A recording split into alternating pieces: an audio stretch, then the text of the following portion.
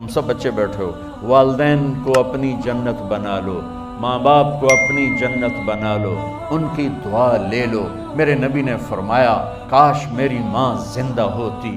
ماں کا خاص طور پر منشن کیا، میری ماں کیوں کہ باپ کو تو دیکھا ہی نہیں اور ماں کو دیکھا ہے 6 سال۔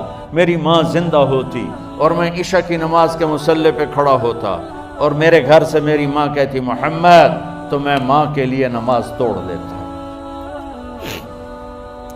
دو جہان کے سردار ہو کر تمنا کر رہے ہیں کاش اماں تو زندہ ہوتی تو مجھے کہتی محمد میں تیرے لیے نماز توڑ دیتا۔ اور میرے نبی نے، یہ بچیاں غور سے سنو، میرے نبی سے پوچھا گیا یا رسول اللہ قیامت کب آئے گی؟ آپ نے فرمایا یہ تو اللہ کو پتہ ہے۔ نے کہا یا رسول اللہ کوئی نشانی بتا دیں۔ آپ نے فرمایا جب بچیاں ماؤں کو ذلیل کریں گی تو قیامت آ جائے گی۔ جب بیٹیاں ماؤں کے ساتھ بدتمیزی کریں گی اور ماؤں کو ذلیل کریں گی تو قیامت آ جائے گی۔ ایک ماں بیٹی کو میں بھول نہیں سکتا، ماں کے موٹے موٹے آنسو گر رہے تھے اور بیٹی ماں سے کہہ رہی تھی بھوک نہیں، ہماری اپنی پنجابی زبان بھوک نہیں، یہ تو ہم نوکر کو کہتے ہوئے ڈرتے ہیں، وہ ماں سے کہہ رہی تھی بھوک نہیں، یعنی بکواس نہ کر، رو آگے چپ، صرف آنسو اس کے گر رہے تھے ایسے۔ شاید وہ یاد کر رہی تھی کہ 9 مہینے کیسے اس کو میں نے پیٹ میں پالا، جنتے ہوئے کتنی تکلیفوں سے گزری اور اس کو دودھ پلاتے ہوئے کتنی راتیں میں نے کاٹ کے گزاری اور اس کے پیشاب دھوتے ہوئے کتنی دفعہ میں سردی میں ٹھٹھری، اور آج یہ مجھے کہہ رہی ہے بھوک نہیں۔ اس لیے میرے نبی نے فرمایا جس نے ماں باپ کو دکھ دیا، سنو غور سے بچوں سارے سنو، جس نے ماں باپ کو دکھ دیا اس پہ اللہ کی لعنت، اس پہ فرشتوں کی لعنت، اس پہ زمین آسمان کی لعنت، نہ ان کی نماز قبول ہے، نہ روزہ قبول ہے، نہ صدقہ قبول ہے۔ میرے نبی کی زندگی کا دوسرا روپ حقوق العباد، نماز حقوق اللہ میں آ جاتی ہے، میں حقوق العباد کی تھوڑی سی وضاحت کر رہا ہوں۔ ماں باپ زندہ ہیں تو دعا لے لو۔ والدین سے کہتا ہوں بچوں کو عزت دو، جہاں اولاد ماں باپ کے حقوق ہیں وہاں اولاد کے حقوق ہیں، اولاد کو عزت دو، اولاد کو عزت دو، اولاد کو عزت دو۔ بہت سی اولاد کی نافرمانی کا ذریعہ ماں باپ بن رہے ہیں، سختی کر کے، زبردستی کر کے اور ٹھونس کر چیزیں نوکروں کی طرح سلوک کر کے۔ میرے نبی کے گھر میں جب بیٹی فاطمہ ملنے کے لیے آتی تھیں تو میرے نبی بیٹھے نہیں رہتے تھے، یا اب چیئر پہ بیٹھے ہوئے بی بی فاطمہ آ گئی، اب زمین پہ بیٹھے ہوئے ہیں بیٹی آ گئی، اب چارپائی پہ لیٹے ہوئے ہیں بیٹی آ گئی۔ میرے نبی کیا کرتے تھے؟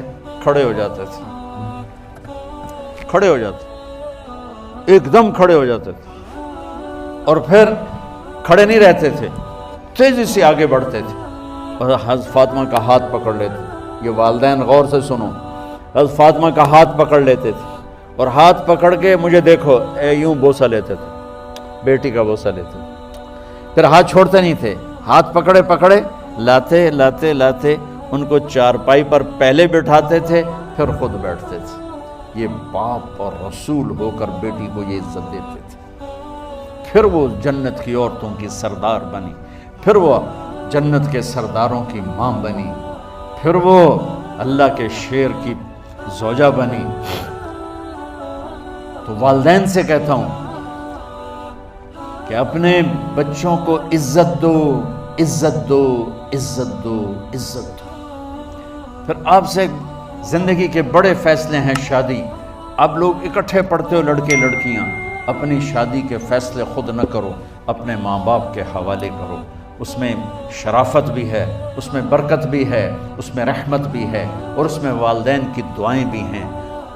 کورٹ میرج کو ہوا نہ دو، boyfriend girlfriend culture ہمارا نہیں ہے۔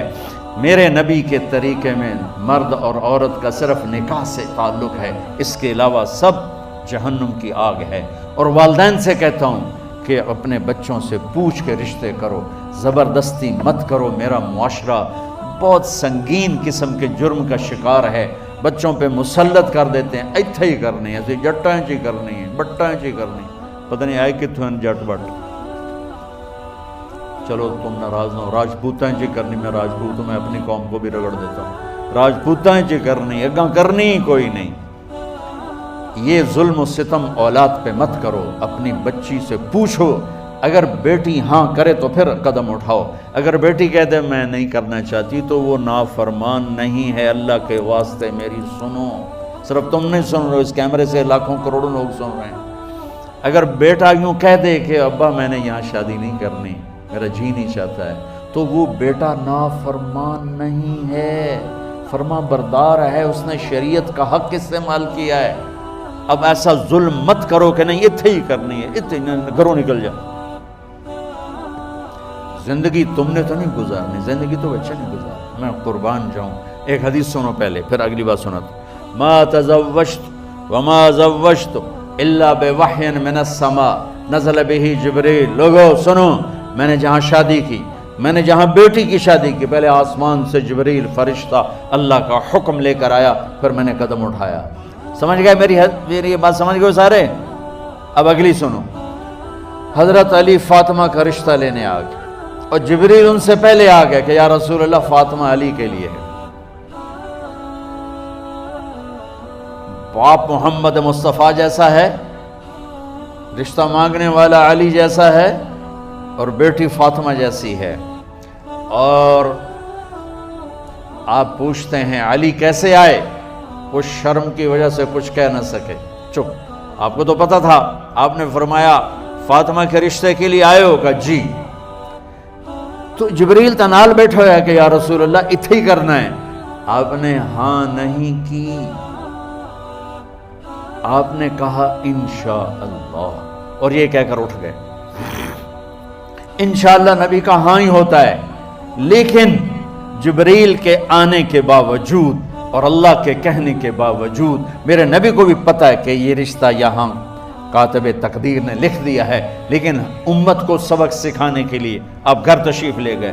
بیٹی فاطمہ کہ جی یا رسول اللہ، کہ علی کا رشتہ آیا ہے، میں ہاں کر دوں؟ سبحان اللہ۔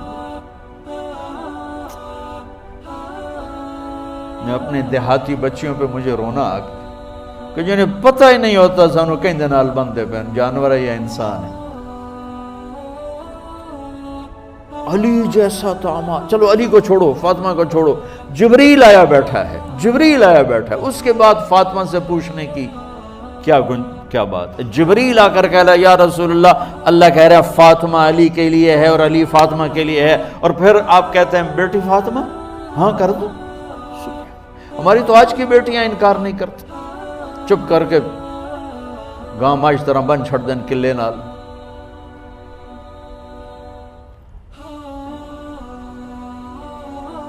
کوئی ان کے اندر کے جذبات کو سننے والا کوئی نہیں ہوتا، اپنی انانیت پر یہ فیصلے کرتے ہیں، اور میرا نبی کہہ رہا بیٹی ہاں کر دو۔ سبحان اللہ۔ آپ کا کیا خیال ہے، فاطمہ نے انکار کرنا تھا؟ یہ تو یہ بیٹیاں نہیں انکار کرتی تو فاطمہ نے کہاں کرنا تھا؟ لیکن یہ سبق دینا تھا ان والدین کو جو نادانی میں نادانی کے فیصلے کر کے اولاد کو ہمیشہ ایک ٹھنڈی آگ میں دھکا دے دیتے ہیں۔ حضرت فاطمہ رضی اللہ تعالیٰ عنہا نے جب ہاں کی، پھر آپ باہر نکلے۔ اچھا مزے کا واقعہ ہو، حضرت علی اٹھ کے باہر نکلے تو صحابہ باہر کھڑے انتظار کر رہے تھے کہ کیا ہوا۔ حضرت علی کو بھیجنے والے تھے عبد الرحمن بن عوف۔ پہلے ابو بکر گئے تو آپ نے انکار کر دیا، عمر گئے رشتہ مانگا، آپ نے انکار کر دیا۔ عبد الرحمن بن عوف نے علی سے کہا آپ جائیں، آپ کا رشتہ رد نہیں ہوگا۔ کہنے لگے میرا تو ذاتی گھر بھی کوئی نہیں، مجھے کہاں سے رشتہ ملے گا، میں تو بالکل غریب ہوں۔ کہ نہیں تم جاؤ۔ تو واپس آتے انہوں نے عبد الرحمن بن عوف پہ چڑھائی کر دی، ویکھیا ہے نا تو میں نو گلے آئی، انکار ہو گیا۔ تو صحابہ نے پوچھا کیا ہوا؟ کہا کچھ کہا ہی نہیں، چپ کر کے اٹھ گئے۔ تو عبد الرحمن بن عوف کہنے لگے کچھ بولے صحیح، کہ بس اتنا کہا انشاءاللہ کا تو مبارک ہو، نبی کا انشاءاللہ ہاں ہوتا ہے۔ اچھا تو اتنے میں آپ باہر تشریف لے، کہا علی، کہا جی، کہا لو بلاؤ، لوگوں کو بلاؤ۔ ساری مسجد بھر گئی، آپ کے ساری مسجد فل ہو گئی۔ آپ ممبر پہ کھڑے ہوئے علی کو سامنے بٹھایا، کہا لوگو یہ جبریل میرے پاس اللہ کا پیغام لائے ہیں کہ میں فاطمہ بنت محمد کا نکاح علی کے بن ابی طالب کے ساتھ کر دوں۔ پھر آپ نے خطبہ پڑھا اور کہا کہ علی، ہائے ہائے ہائے، میں نے فاطمہ بنت محمد کو 400 درہم مہر کے عوض تیرے نکاح میں دیا، تو نے قبول کیا؟ حضرت علی نے زور سے نعرہ لگایا، میں نے قبول کیا، اور سجدے میں چلے گئے، اللہ کا شکر کا سجدہ ادا کیا۔ پھر میرے نبی نے وہیں سارے مجمع کو شہد کا شربت پلایا اور تازہ کھجوریں کھلائیں۔ اور پھر جب رخصتی ہوئی تو آپ نے حضرت علی سے فرمایا کہ آپ آ کے لے جاؤ۔ پھر آپ نے حضرت ام سلمہ، حضرت حفصہ اور جناب حضرت عائشہ رضی اللہ تعالیٰ عنہ، ان تینوں کو بلا کر فرمایا، تمہیں پتہ ہے نا مجھے فاطمہ سے کتنا پیار ہے، تو تم فاطمہ کو دلہن بناؤ، اس کی تیاری کرواؤ، اسے دلہن بناؤ۔ تو ان تینوں نے حضرت فاطمہ کو دلہن بنایا۔ پھر آپ نے حضرت علی کو پیغام بھجوایا، وہ تشریف لائے، اپنی اونٹنی لے کر آئے، حضرت عقیل ساتھ ہے، سلمان فارسی ساتھ ہے، اور دروازے پر اونٹنی بٹھائی، آپ علی کو اندر لے گئے اور یوں فاطمہ کا ہاتھ پکڑ کے علی کے ہاتھ میں دے کر فرمایا، علی تمہیں نبی کی بیٹی مبارک۔ سبحان۔ پھر آپ نے کہا، میری بیٹی فاطمہ، مجھے اپنے خاندان میں جو سب سے زیادہ محبوب تھا، میں نے تیرا ہاتھ اس کے ہاتھ میں دے دیا ہے۔ والدین سے کہتا ہوں اپنے نبی کی زندگی پڑھو۔ میرا درد ہے کہ ہماری ثقافت میں اسلام داخل نہیں ہوا، ہمارے عبادت میں اسلام آ گیا۔ بہت سارا مجمع مرد عورتوں کا نمازی ہے، حاجی ہے، عمرے کرتے ہیں، لیکن ثقافت میں نبوت کی جھلک دکھائی دے، ثقافت میں اللہ کا نبی دکھائی دے، وہ نہیں ہے۔ زندگی بیت گئی اس انتظار میں، مدت سے لگ رہی تھی لب بام ٹک ٹکی، تھک تھک کے گر گئی نگہ انتظار آج، پتہ نہیں کب صبح ہوگی۔ چلو کہتے تو جائیں، مجھے ہے اگرچہ بت ہیں جماعت کی آستینوں میں، مجھے ہے حکم اذان لا الہ الا اللہ۔ والدین کے ذمہ ہے اولاد کو عزت دینا، ان کے سب سے بڑی خواہش میں ان کا احترام کرنا کہ زندگی انہوں نے گزارنی ہے، اور آپ کے ذمہ ہے والدین کے آگے سر جھکا دینا۔ اللہ کے واسطے کورٹ میرجز اور خفیہ شادیاں یہ نہ ہماری ثقافت ہے، نہ یہ انسانیت ہے۔ ہمیشہ دکھ دردوں میں زندگی گزرتی ہے کہ اصل زندگی تو موت کے بعد آنے والی ہے۔ تو والدین پڑھیں شریعت کو، اولاد بھی پڑھے اپنے نبی کی زندگی کو۔ ایک شخص حضرت عمر کے پاس آیا ایک بیٹے کو لے کر، کہا امیر المومنین، یہ میرا بیٹا بڑا نافرمان ہے اور مجھے بہت تنگ کرتا ہے۔ حضرت عمر کے پاس لاٹھی ہوتی تو انہوں نے یوں اٹھائی، وہ کہنے لگا حضور معافی دیا جائے، ایک میری گل سن لو۔ آپ نے فرمایا کیا؟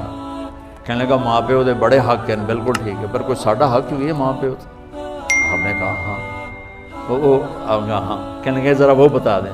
کہا پہلا حق ہے اچھی ماں تلاش کرے، نیک عورت تلاش کرے۔ دوسرا حق یہ ہے نام اچھا رکھے۔ تیسرا حق یہ ہے اس کو قرآن کی تعلیم دے۔ کہا جی پھر سن لو حضرت جی، میرے پیو کو پوچھو اس حبشی عورت نال شادی کر کے مینوں حبشی ماں دیتی، انہوں کوئی عرب ماں ہی نہیں لتی، میرا پہلا حق اس مارا ہے۔ دوسرا سن لو، اس نے میرا نام جولان رکھا ہے، جولان گندگی کے کیڑے کو کہتے ہیں، اس نے میرا نام جولان رکھا ہے۔ اور تری سن لو، اس آج تے مینوں قرآن دی شکل نہیں وکھائی، حضرت عمر ہوئی سوٹا ہو دے سر تے پھیر دے کہ پہلے تیری مالش کرا پھر ایدی کر سا۔